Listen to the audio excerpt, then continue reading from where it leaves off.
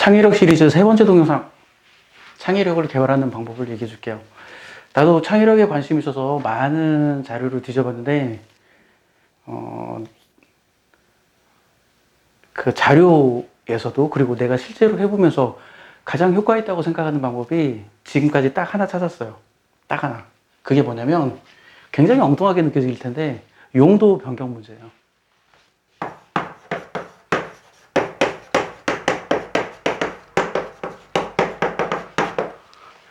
사물에는 어떤 본래 용도가 있어요.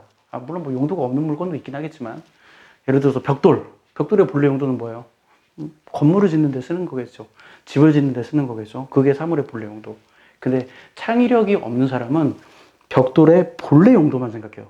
본래 용도가 아닌 다른 용도를 생각하지 않아요. 그럼 벽돌을 본래 용도가 아닌 다른 용도로 뭘로 쓸 수 있을까? 이걸 평소에 꾸준히 생각해 보는 거예요. 이걸 가리켜서, 이건 내가 하는 말이에요. 이걸 가리켜서 나는 용도 변경 문제라고 하는데, 우리가 일상생활에서 만나는 사물들을 본래 용도 말고 어떤 용도로 쓸 수 있을까를 평소에 꾸준히 생각해 보세요. 그게 창의력을 키울 수 있는 내가 알고 있는 유일한 훈련이에요. 그리고 나름 효과가 있는 훈련이고, 내 경험상. 자, 벽돌을 어디에 쓸 수 있을까? 깔고 앉을 수도 있어요. 베고 누울 수도 있어요. 내가 마음에 안 드는 사람 뒤통수 때릴 수도 있어요. 아니면 내가 높은 곳에 올라가고 싶은데 올라갈 수 없으면 벽돌을 깔고 높은 곳에 손을 뻗을 수도 있죠.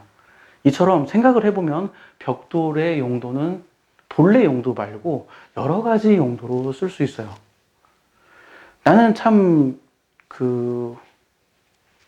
지난번 동영상에서 잠깐 지나가는 말로 했던 정주영 회장의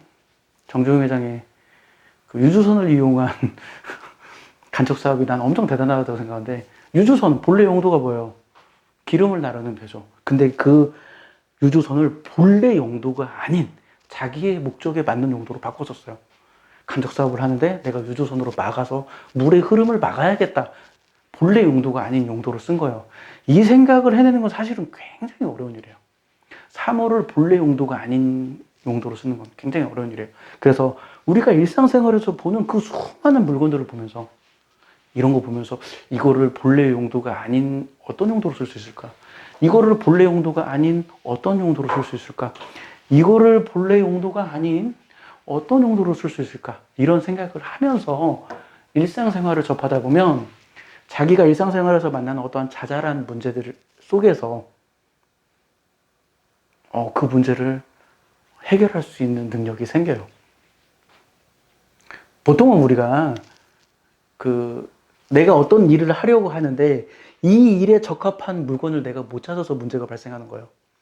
근데 사물을 딱 봤을 때 이 일에 적합한 물건은 없지만 요 사물을 가지고 내가 이걸 쓸 수 있겠구나, 이 생각을 해내는 능력, 이게 바로 창의력을 키울 수 있는 방법이에요. 물론 너무나 당연하게 그 사물에 대한 데이터가 쌓여 있어야 돼요. 사물에 대한 데이터가 쌓여 있지 않으면 할 수가 없죠. 예를 들어서 아까 내가 벽돌 얘기를 했는데, 벽돌을 내가 운동하는데 매트처럼 밑에 쿠션으로 벽돌을 놓을 수는 없어요. 왜냐하면 벽돌은 딱딱하니까. 벽돌은 딱딱하니까 쿠션으로 쓸 수 없구나, 이걸 알고 있어야 벽돌을 본래 용도가 아닌 다른 용도로 적절히 쓸 수 있어요. 그러니까 사물에 대한 이해도가 매우 높아져야 돼요. 사물이 어떤 특성을 가지고 있는지, 사물이 어떤 이해를 하고 있는지, 그걸 생각해서 용도에 관련된 훈련을 하고, 이게 또 뭐하고 관련되어 있냐면, 우리가 수학을 배울 때 어떤 수학 공식을 배웠어요. 예를 들어서 뭐 2차 방정식의 근해 공식을 배운다든가, 근과 계수의 관계를 배운다든가, 아니면 2차 방정식의 판별식을 배운다든가.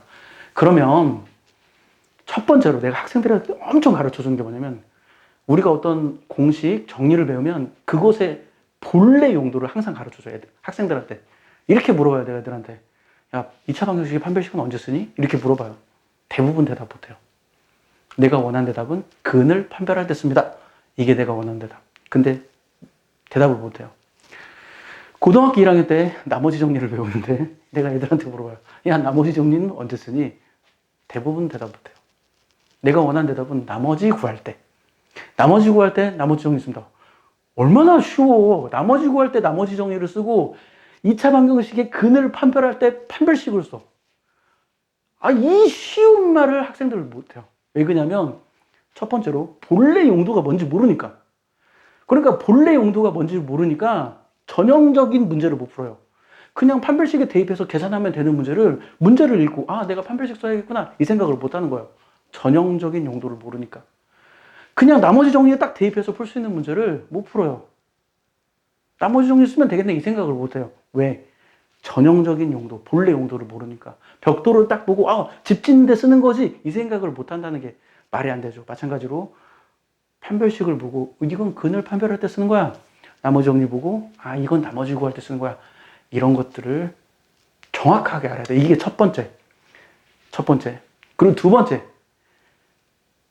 본래 용도를 알아야 하고, 그리고 뭐 아까 벽돌의 특성 얘기하는 것처럼 벽돌은 딱딱해. 이런 벽돌의 특성. 벽돌은 빨간색이야. 그러면 이 빨간색 가지고 내가 뭔가를 할 수 있지 않을까? 그런 특성을 알고 있어야 돼요. 그 말은 뭐냐면 2차 방정식의 판별식의 특성을 알고 있어야 돼요. 그래서 본래 용도는 전형적인 풀이에 관련된 거고 판별식의 특성을 알아서 그거에 파생된 용도들이 있어요.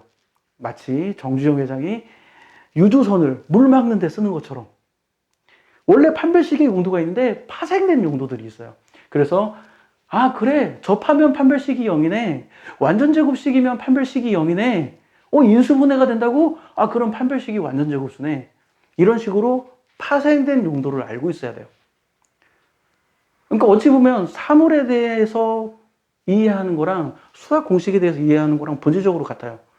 수학 공식의 본래 용도를 알고 그것의 파생된 용도를 알고 그리고 내가 문제를 풀다가 어떻게 풀어야 할지 모르겠어. 이거 어떻게 풀어야지? 라고 고민할 때 아 맞구나. 판별식을 이렇게 쓰면 되겠구나. 이게 창의력인 거죠. 판별식을 이렇게 쓰면 되겠구나. 근데 그 생각은 어떻게 할 수 있는 거냐면 판별식에 대한 데이터가 축적돼야 돼요. 판별식을 본래 용도로도 써보고 저 용도로도 써보고 저 용도로 써보고 이렇게 데이터가 축적이 되어야 아 그러면 나는 이 문제를 해결하기 위해서 나는 판별식을 쓸 거야. 판별식을 이렇게 쓰면 문제가 해결되겠네. 이런 것들을 배우는 거예요. 그러니까 창의력을 키울 수 있는 방법은 일상생활에서 돌아다니면서 보이는 그 수많은 사물들, 수많은 물건들을 보면서 저거는 어디에 쓸 수 있을까? 저거는 어디에 쓸 수 있을까? 본래 용도 말고 어디에 쓸 수 있을까를 평소에 생각하면서 주위 사물들을 바라보고 그리고 뭐 수학 문제에 국한시키면 수학 문제를 창의력으로 풀 수 있는 방법은 뭐냐면 우리가 어떤 공식을 봤을 때 어떤 정리를 봤을 때 첫 번째로 그 정리의 본래 용도를 정확하게 알아야 하고 두 번째로 파생된 용도. 아, 이 판별식은 이런 특성이 있으니까 여기에도 써먹을 수 있겠구나. 여기에도 써먹을 수 있겠구나. 여기에도 써먹을 수 있겠구나. 그런 내용들을 알아야 남들이 봤을 때, 와, 너 어떻게 판별식을 이렇게 쓸 생각을 했어? 라는 풀이를 할 수 있는 거예요. 이게 창의력을 키우는 방법이고, 이게 창의력의 본질인 거예요.